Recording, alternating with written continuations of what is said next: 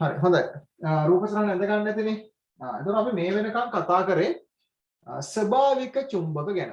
ඒ කියන්නේ මේ අර යකඩ වගේ හැසිරෙන ලෝහයෙන් හැදිලා තියෙන එයාගේ සෑම විටම චුම්බක ලක්ෂණය නිරතුරුව තියෙන චුම්බක ගැන. එහෙම නැත්නම් අපි කියනවා ස්පීකර් එක පිටිපස්සේ තියෙන කළු පාටට ආන් ඒවා ගැන. ඒතර චුම්බකයක ලක්ෂණ අපි අඳුරගන්න මේ වගේ ඇත්තරම ස්වභාවික සහ අපි නිර්මාණය කරන කෘතිම, ඒ කියන්නේ ධාරාවක් යවලා හදන චුම්බකයක කිසිම වෙනසක් නැහැ. චුම්බක ලක්ෂණ ඔක්කොම එකමයි. නමුත් අර ප්‍රබලත්වයෙන් වැඩි එකක් අපිට පුළුවන් හදාගන්න මේ සන්නායකයක් තුලින් විද්‍යුත් ධාරාවක් යවලා. ඒතර අපි මෙතනින් එහාට කතා කරන්නේ අපි නිර්මාණය කරගන්න චුම්බක ගැන. ඒ කියන්නේ සන්නායකයක් තුලින් ධාරාවක් යවුවොත් එයාගෙන් නිර්මාණය වන චුම්බක ක්ෂේත්‍ර සහ චුම්බක ගැන තමයි මෙතනදී අපි කතා කරන්නේ. හරි. එහෙනම් ලියා ගන්න මාතෘකාව ඔය පාඩමේ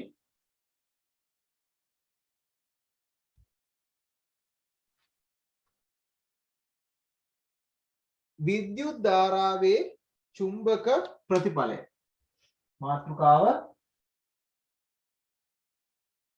විද්‍යුත් ධාරාවේ චුම්බක ප්‍රතිඵලය.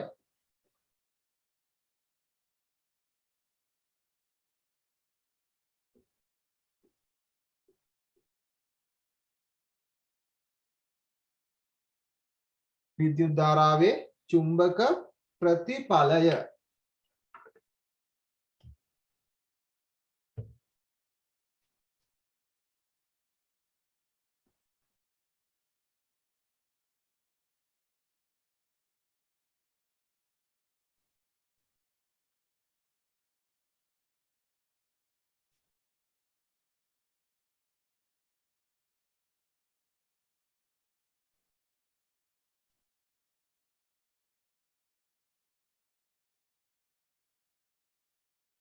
හරි. දැන් අපි කියනවා මේ චුම්බක ප්‍රතිඵල ඇති වෙන්නේ මේ ස්වභාවික චුම්බක වලින් විතරක් නෙවෙයි. අපිට පුළුවන් කෘත්‍රිමව මේ චුම්බක ප්‍රතිඵල නැති කරන්න අන්න ඒක පිළිබඳව ඉස්සල්ලාම පර්යේෂණයක් කර මේ අස්ටර්ඩ් කියන විද්‍යාඥයා එයා කිව්වා ධාරාවක් ගෙනියන සන්නායකයක් වටා චුම්බක ක්ෂේත්‍රයක් ඇති වෙනවා කියලා. එතනින් තමයි අපි පටන් ගත්තේ කෘත්‍රිමව චුම්බක ක්ෂේත්‍රයන් හදාගන්න. හරි. මාතෘකාව යටින් මෙහෙම ලියා ගන්න. චුම්බක ප්‍රතිඵල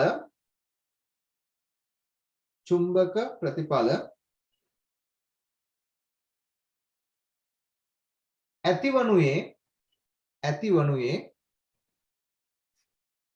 ස්වභාවික චුම්බක ප්‍රතිඵල ඇතිවනුයේ ස්වභාවික චුම්බක වලින් පමණක් නොවන අතර ස්වභාවික චුම්බක වලින් පමණක් නොවන අතර සන්නායකයක් තුලින් විද්‍යුත් ධාරාවක් ගලා යාමට සැලැස්සූ විට සන්නායකයක් තුලින් විද්‍යුත් ධාරාවක් ගලා යාමට සැලැස්සූ විට එය අවට චුම්බක ක්ෂේත්‍රයක්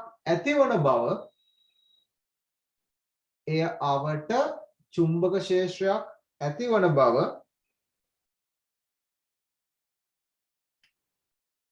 අස්ටර්ඩ් විද්‍යාඥයා නම හරි අස්ටර්ඩ් විද්‍යාඥයා විසින් පෙන්වා දෙනු ලැබීය. අස්ටර්ඩ් විද්‍යාඥයා විසින් පෙන්වා දෙනු ලැබීය. හරි මේ එයා කොහොමද ඒක පෙන්වුවේ කියලා බලමු. මෙයා ගත්ත මේ තලයක්, ඒ කියන්නේ පොතක් වගේ එකක් කියලා හිතන්න, නැත්නම් මේසයක් වගේ එකක්, සිදුරක් තියෙන එකක්. හරි. තලයක් අරගෙන මේ තලයේ සිදුරක් හදලා මේ සිදුර හරහා එයා යවුවා සන්නායක කම්බියක්.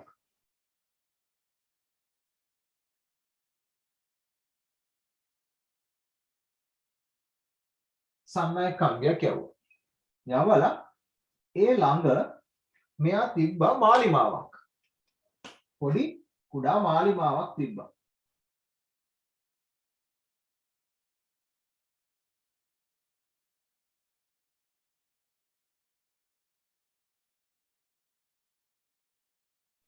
හරි මාලිමාවක් තිබ්බා. තියලා මෙයා මොකද කරේ? මේ කම්බිය දිගේ විද්‍යුත් ධාරාවක් ගමන් කරන්න සලස්වලා විද්‍යුත් ධාරාවක් ගමන් කරන්න සලස්වලා මෙයා බැලුවා මේ මාලිමාවේ උත්ක්‍රමණයක් සිද්ධ වෙනවද? මාලිමාවේ කට්ට වෙනසක් සිද්ධ වෙනවද කියලා. ඔව් මාලිමාවේ කට්ට වෙනසක් සිද්ධ වුණා. ඒ කියන්නේ මෙතන චුම්බක ශ්‍රාවය වෙනස් වුණා. සාමාන්‍ය පෘථිවි චුම්බක ක්ෂේත්‍රය විතරයි සාමාන්‍යයෙන් normally තියෙන්නේ. එහෙනම් මැග්නට් එකක් තිබ්බොත් නෙමේ වෙනස් වෙන්න ඕනේ මාලිමාව. එහෙනම් අනිවාර්යෙන් එයා කියනවා එහෙනම් මේ ධාරාවක් ගෙනෙන සන්නායකයක් වටා චුම්බක ක්ෂේත්‍රයක් ඇති වෙනවා බලන්න මාලිමාවේ උත්ක්‍රමණය වෙනස් වීම නිසා. හරි මේ රූප සටහන ඇඳ ගන්න ටක් ගාලා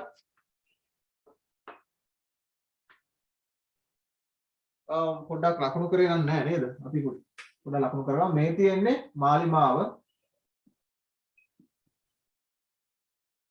මේ තියෙන්නේ සන්නායකය. සන්නායක කම්බිය කියමුකෝ. සන්නායක කම්බිය. සන්නායක කම්බියක් මේ වගේ තලයක් ඔස්සේ යවලා ඒ තලයේ උඩ අපි තියලා තියෙනවා මාලිමාවක්.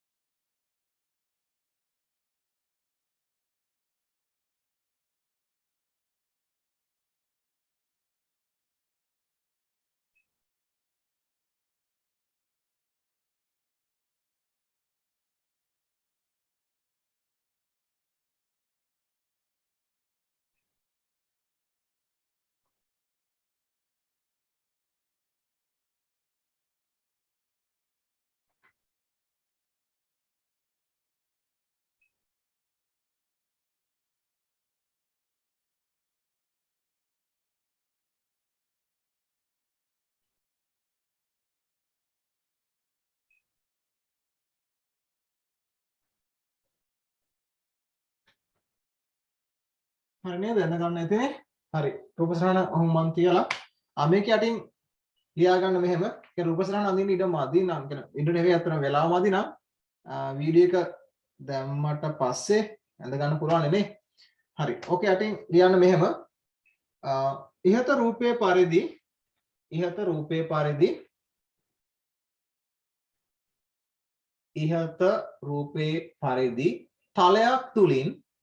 තලයක් තුලින් සන්නායක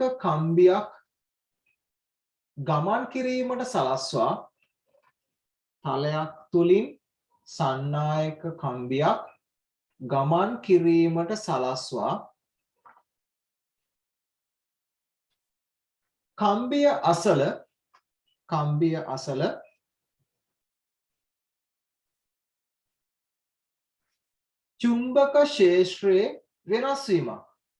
චුම්බක ක්ෂේත්‍රයේ වෙනස් වීමක්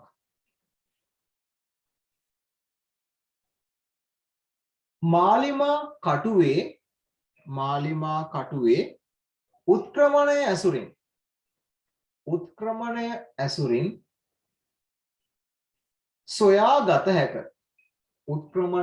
ඇසුරින් සොයාගත හැක.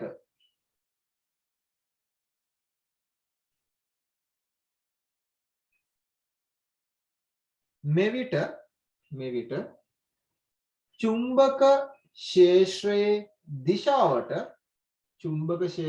දිශාවට මාලිමා කටුව මාලිමා කටුව සකස් වීම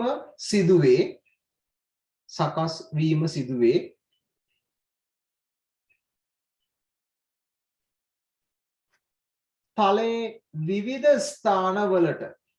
තලයේ විවිධ ස්ථානවලට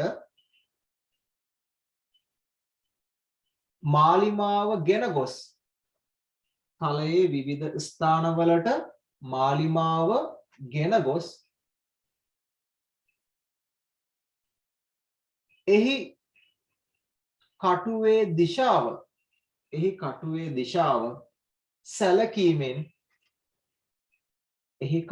දිශාව සැලකීමෙන්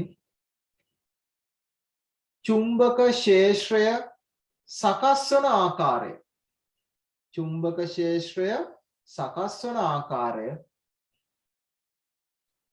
නිරීක්ෂණය කළ හැකි වේ. හරි. ඔය කියන්නේ මේකයි මේ පෘථිවි චුම්බක ක්ෂේත්‍රය මෙහෙම තියනවා නම් ඔය විදිහට තියනවා නම් ඔය මාලිමාව කොයි තැනක තිබ්බත් හරි මේ හැම තැනකම තිබ්බත් මෙයාගේ කටුව උතුර මෙන්න මෙහෙම හැම වෙලාවෙම ওই විදිහට පෙන්නනවා. හරිද? නමුත් අපි තිබ්බොත් වෘත්තාකාර වගේ චුම්බක ක්ෂේත්‍රයක් තියෙන තැනක මාලිමා කටුව. ඒ කියන්නේ චුම්බක ක්ෂේත්‍රයේ තියෙන මෙන්න මෙහෙම. ඔන්නෝම තිබ්බොත් එම මෙන්න මෙතන මෙයාගේ තිබ්බොත් මේ මාලිමා කටුව මේ පැත්තට ක්ෂේත්‍රය ඔස්සේ. මෙතන මාලිමා කටුව මොකද වෙන්නේ? ඔය පැත්තට. රේඛාව ඔස්සේ. මෙතනදී මාලිමා කටුව ඔන්න ඔය පැත්තට. ආන්න එහෙම ක්ෂේත්‍රය ඔස්සේ මෙයා හැරෙන්න පටන් ගන්නවා මාලිමා කටුව. එහෙනම් අපි මේ මාලිමාව තැන් තැන් වල අරන් ගිහිල්ලා අපිට පුළුවන් මෙයාගේ ක්ෂේත්‍රය මොන ආකාරයකටද පිහිටන්නේ නැත්නම් බල රේඛා කොයි ආකාරයකටද ව්‍යාප්ත වෙලා තියෙන්නේ කියන එක ගැන අදහසක් ගන්න. ඒතර අපි මොකද කරන්නේ මේ තලයට උඩින් ඔළුව තියාගෙන මේසේ වගේ කියලා හිතන්න. ඒකට උඩින් හිස තියාගෙන අපි බලනවා මාලිමාව එහෙම කරලා මේ කට්ට කොහෙටද හැරෙන්නේ කියලා. ඒ කට්ට හැරෙන විදිය අනුව අපිට අදහසක් ගන්න පුළුවන් මෙයා වටා ක්ෂේත්‍රය කොහොමද සකස් වෙන්නේ කියලා. හරි. මේව ඇඳ ගන්න ඕනේ නෑ. අපි මේක එකක් අඳිනවා. හරි එකක් නෙවෙයි දෙකක් අඳිනවා. හරි. ඕකේ දෙකක් නෙවෙයි තුනක් කියමුකෝ. ඕකේ යටින් ලියා ගන්න. සන්නායක කම්බිය තුලින්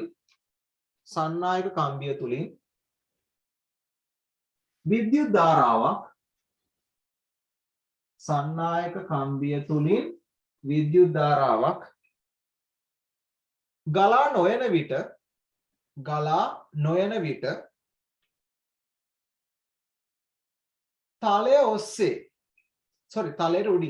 තලයට උඩින් නිරීක්ෂණය කරන විට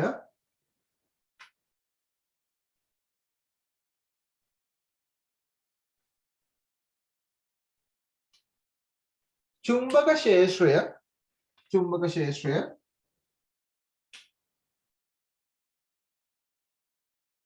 පහත ආකාරයට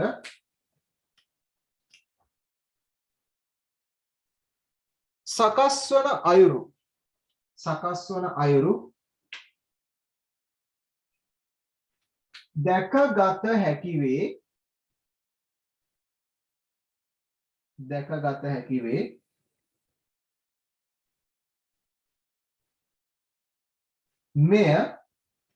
මෙය පෘථිවි චුම්බක ක්ෂේත්‍රය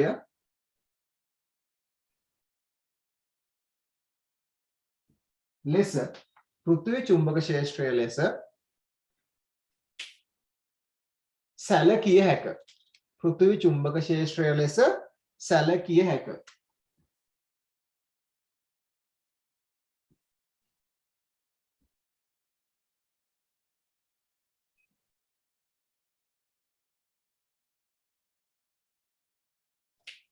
ධාරාව ගලා නොයන විට. හරි මේක අඳින්න ඊට පස්සේ අපි අර කම්බිය දැන් මම මෙතන මුකුත් ලකුණු කරලා නැහැ නිකන් හිඩසක් විතරයි තියලා තියෙන්නේ. ඔය කම්බිය තුලින් ධාරාවක් මේ තලයේ ඇතුළට ගියොත් කොහොමද ක්ෂේත්‍රය සකස් වෙන්නේ කියන එක ගැන අපි කතා කරනවා. ධාරාවත් වෙනස් කරලත් බලන්න. හරි මේ චුම්බක ක්ෂේත්‍රයේ පෘථිවිය එක්කන තියෙද්දි තව මේ මෙතනින් යන කම්බියෙන් එකක් ඇති කරොත් දෙනගේ සම්ප්‍රයුක්තයක් තමයි අපිට පෙන්වන්නේ. නමුත් සමහර අවස්ථාවලදී මේ පෘථිවි චුම්බක ක්ෂේත්‍රයට ඉතා විශාල වෙනවා කම්බියෙන් යවන එකන ඇති කරන එකන. එතකොට පෘථිවියේ චුම්බක ක්ෂේත්‍රයට වඩා අභිභව යමින් අරයා තමයි ප්‍රබලය වෙන්නේ. මේක ඇඳ ගන්න මම අර දෙක කියන්නම්. ඉක්මනින් ඇඳ ගන්න මේක. මේ තියෙන ධාරාවක් යන්නේ නැති විට ධාරාව ගලා නොයන විට කම්බිය තුලින් මේ තලය ඔස්සේ බැලුවොත් ශ්‍රාවයේ තියෙන විදිය චුම්බක රේඛා තියෙන විදිය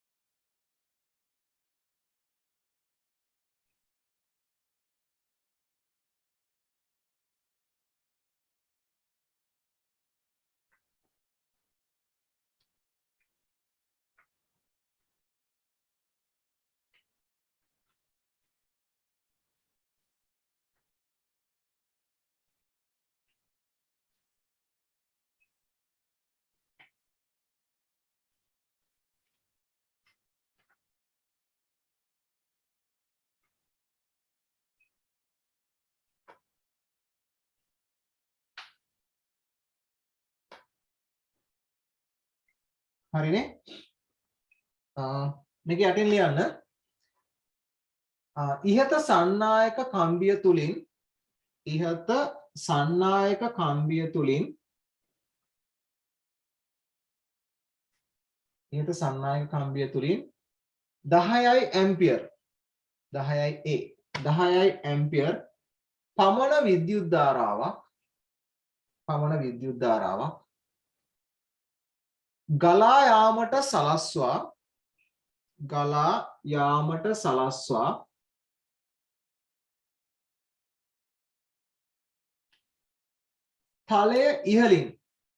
තලය ඉහළින්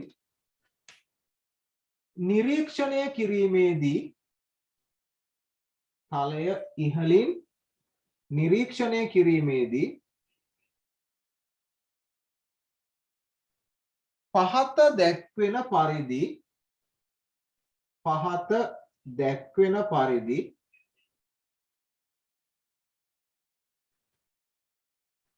චුම්බක බල රේඛා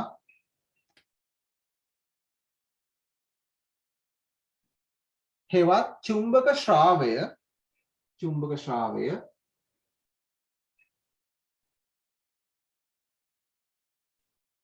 පවතින ආකාරය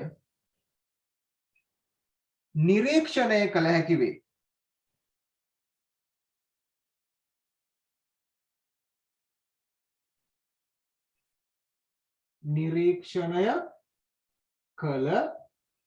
වේ.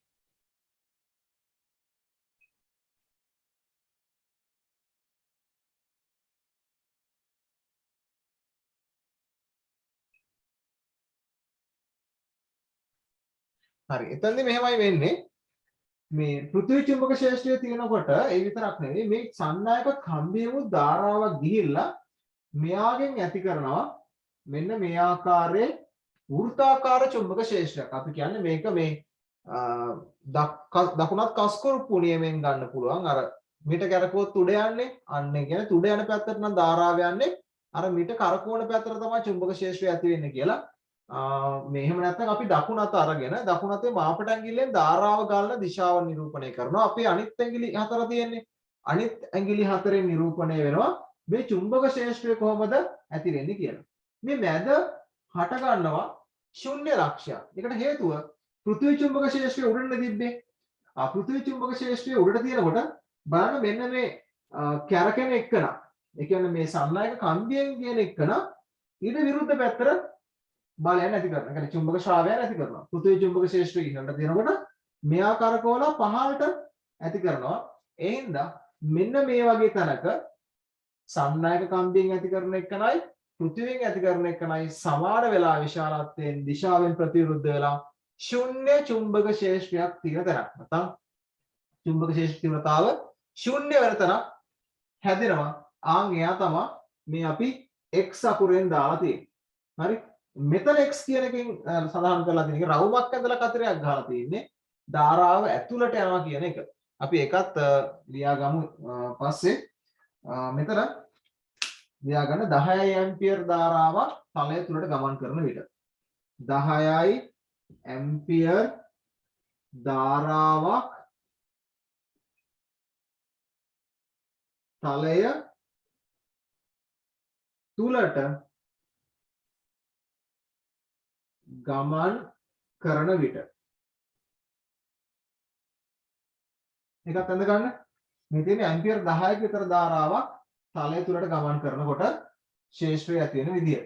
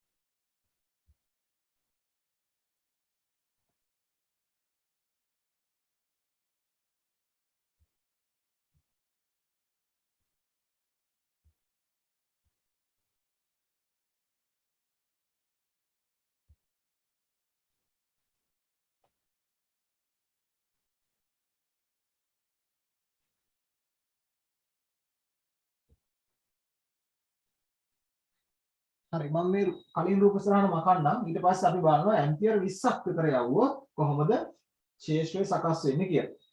එතකොට නම් මේ අර ධාරාව ගෙනියන කම්බිය තමයි ප්‍රබලය වෙන්නේ. පෘථිවි චුම්බක ශේෂ්ත්‍රයෙන් බලපෑම අවම වෙනවා. එහෙනම් මෙයා වටා වෘත්තාකාර එකක් හැදෙනවා. ඕකේ අටින් ලියන්න. මෙයාට යටින් යන්න. අපි මේකේ ශුන්‍ය වෙන එක කිව්වේ නෑනේ. ඒකත් ලියලා යමු. යන්න මෙහි දකුණු පසින් චුම්බක ශේෂ්ත්‍ර තීව්‍රතාව ශුන්‍ය වන ලක්ෂයක් simple x මගින් මෙතන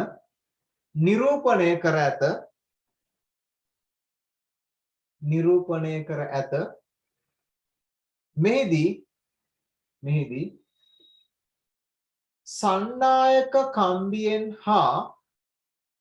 සන්නායක කම්බියෙන් හා පෘථිවි චුම්බක ශේෂ්ත්‍රයෙන් ඇති කරන බලයන් සන්නායක කම්බියෙන් හා පෘථිවි චුම්බක ශේෂ්ත්‍රයෙන් ඇති කරන බලයන් විශාලත්වයෙන් සමාන වී විශාලත්වයෙන් සමාන වී දිශාවෙන් ප්‍රතිවිරුද්ධ වන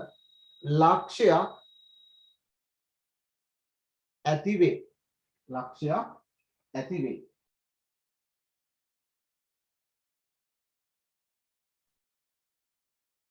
හරි. ඒකට යටින් ආය මෙහෙම ලියන්න.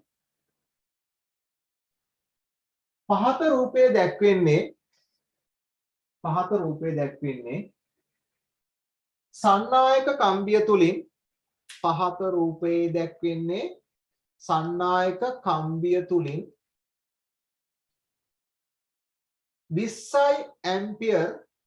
20 ඇම්පියර් පමණ විද්‍යුත් ධාරාවක් 20 ඇම්පියර් පමණ විද්‍යුත් ධාරාවක්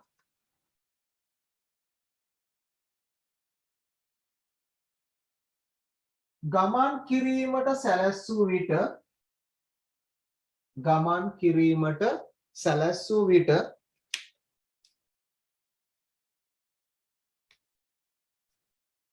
තලය උඩින් නිරීක්ෂණය කිරීමේදී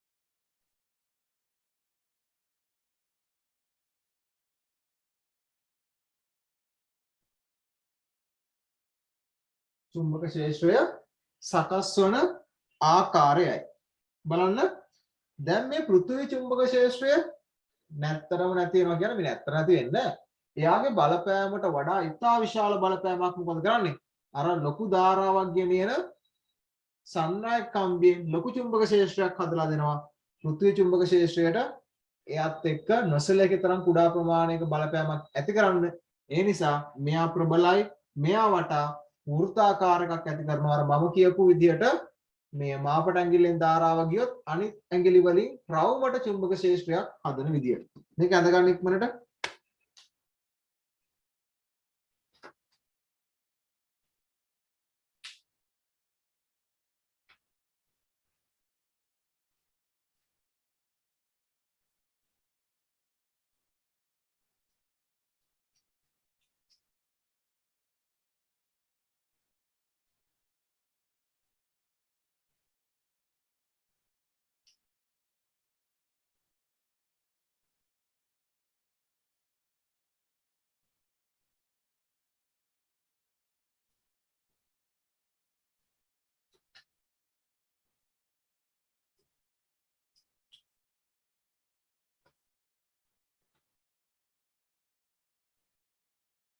අනිත් එක මකන්න මේක අඳ ගන්න.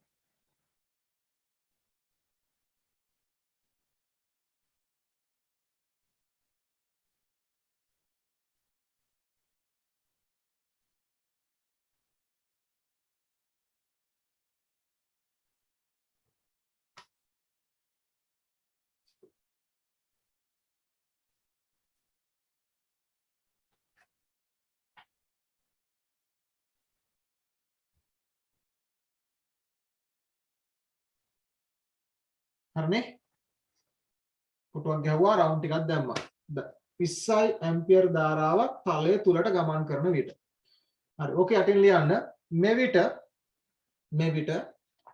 පෘථිවි චුම්බක ක්ෂේත්‍රයට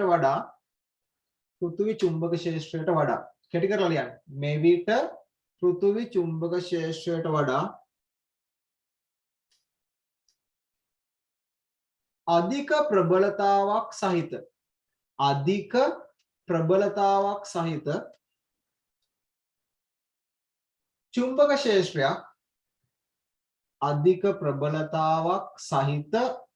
චුම්බක ක්ෂේත්‍රයක් සන්නායක කම්බියෙන් ඇති කරයි එවිට එවිට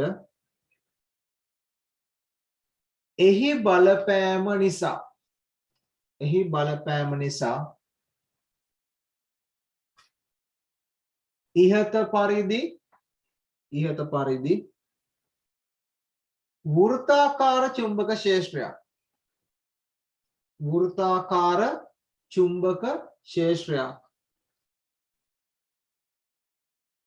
අවකාශයේ ඇතිවේ.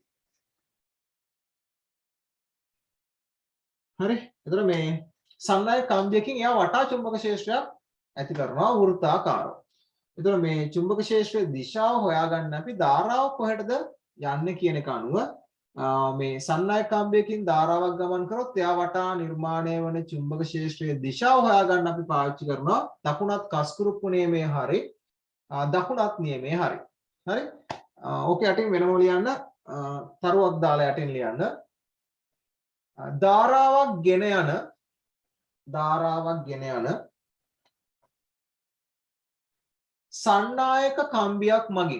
ධාරාවක් ගෙන යන සන්නායක කම්බියක් මගින් ඇති කරන චුම්බක ක්ෂේත්‍රයේ දිශාව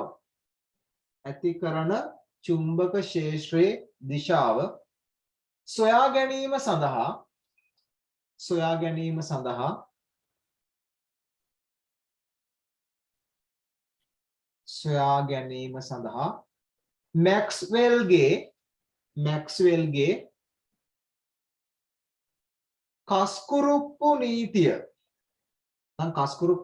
මැක්ස්වෙල්ගේ කස්කුරුප්පු නීතිය නැත්නම් අපි කියන ස්කුරුප්පු නීතිය කියලා කියන්න පුළුවන්. හරි. ස්කුරුප්පු ඕන එකක් ප්‍රශ්නයක් නෑ. කස්කුරුප්පු නීතිය හා දකුණත්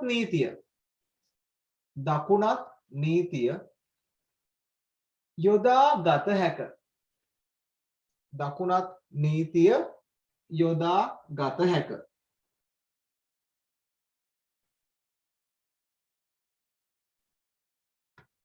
හරි. ඒකේ යටතේ තව අනුමාත්‍රකාවක් ලියන්න. මැක්ස්වෙල්ගේ කස්කුරුප්පු නියමය. නැත්නම් නීතිය. මැක්ස්වෙල්ගේ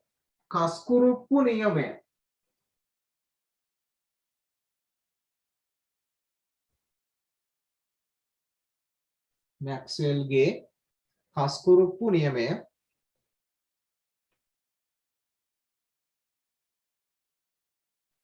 හරි. ඒක යටින් නියමය ලියා ගන්න මෙන්න මෙහෙම.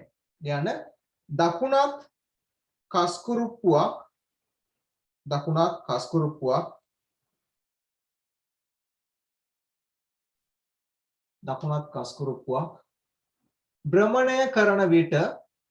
භ්‍රමණය කරන විට එහි තුඩ ගමන් කරන දිශාවට සන්නායකය තුලින්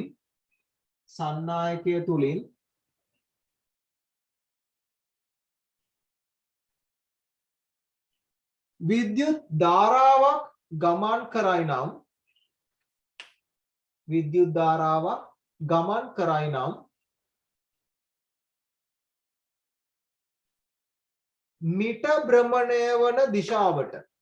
මිට භ්‍රමණය වන දිශාවට චුම්බක ක්ෂේත්‍රය හටගනී.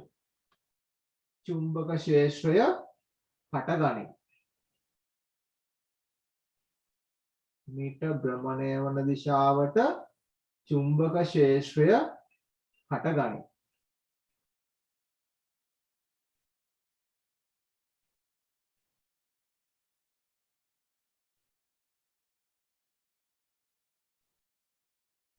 හරි.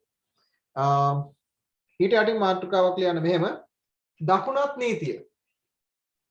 නීතිය. මේ දෙකෙන්ම එකම රූප සරණ තමයි තියෙන්නේ නේද? නීති දෙක ලියලා යමු. හරි. දකුණත් නීතිය.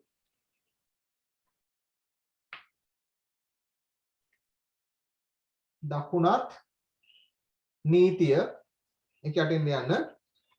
දකුණු අතේ මාපට ඇඟිල්ල දකුණු අතේ මාපට ඇඟිල්ල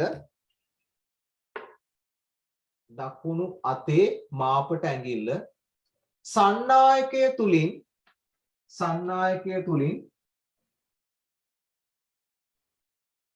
විද්‍යුත් ධාරාව ගලන දිශාවට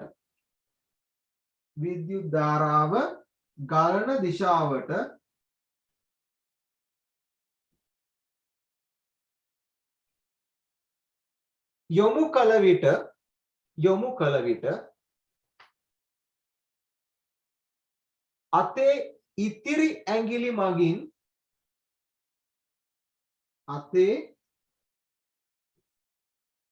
ඉතිරි ඇඟිලි මගින්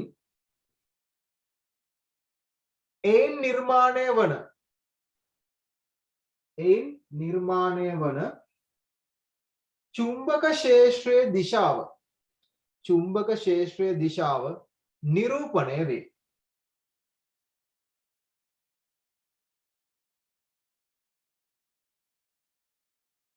චුම්බක ක්ෂේත්‍රයේ දිශාව නිරූපණය වේ.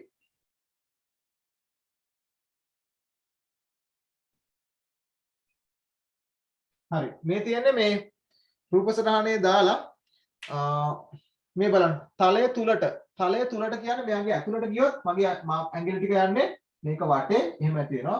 තලයෙන් එළියට ඔයාලගේ පැත්තට මම දැම්මොත් මගේ මාපට ඇඟිල්ල මෙන්න මේ පැත්තට ඇති වෙනවා. අපි උඩ ඉඳලා බලනකොට තලය තුලට කිව්වොත් අපි කියනවා මේ ආකාරයට තමයි සකස් වෙන්නේ වටේට. මෙහෙම රවුමට. තලයෙන් උඩට අපි තලය දැම්මොත් මෙන්න මේ පැත්තට තමයි චුම්බක ක්ෂේත්‍රය සකස් වෙන්නේ කියලා කියනවා. මේ රූප සටහන අඳින්න විනාඩියක් විතර කාලයක් තියෙන්නේ මේ රූප සටහන අඳින්න පුළුවන් මේ ක්ලෝස් වුණොත් අපි අදට මෙතනින් නවත්තනවා. ඊට පස්සේ අපිට මේ බයෝස්වාක් නියමය කියලා නියමයක් තියෙන්නේ. ඒ නියමය එක මේ දේවල් ටිකක් තියෙනවා මේ කියන්නේ මේ ඔප්පු කරලා ගන්න. අපි ඒක ඊළඟ දවසේ කරමු. මේක ඇඳ ගන්න සෙෂන් එක ක්ලෝස් වුණොත් වීඩියෝ එක බලලා රෙකෝඩින් එකකින් හරි ඇඳ ගන්න පුළුවන් නේ. ටක් ගාලා ඇඳ ගන්න පුළුවන්. තප්පර 10න් 20.